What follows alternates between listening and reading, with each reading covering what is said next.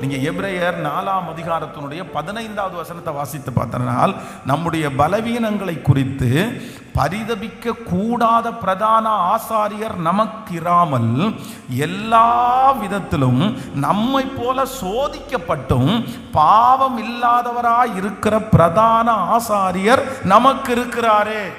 ஆமென். இப்ப புரியுதா? அந்த வசனத்தினுடைய அர்த்தம் உங்களுக்கு புரியுதா? நம்முடைய பலவீனங்களை குறித்து பரிதபிக்க கூடாத பிரதான ஆசாரியர் நமக்கு இராமல். அப்ப இதுக்கு அர்த்தம் என்ன? இதுக்கு அர்த்தம் என்ன? நமக்கு ஒரு பிரதான ஆசாரியர் இருக்கிறார்.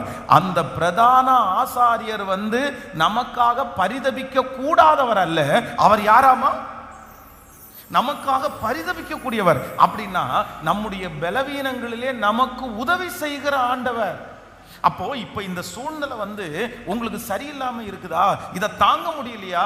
ஆண்டவர் உங்க அம்மா அந்த சூழ்நிலையை மாற்ற முடியாது, உங்க அப்பா சூழ்நிலையை மாற்ற முடியாது. ஆனா நான் ஆராதிக்கிற தேவனிடத்துல நீங்க ஒரு கிருபையை கேட்டீங்கன்னா அந்த சூழ்நிலையிலே சேதப்படுத்தாதபடி உங்களை அழகாய் சந்தோஷமாய் நடத்துகிறதற்கு ஆண்டவரால முடியும். ஆமென் சொல்லுங்கள்.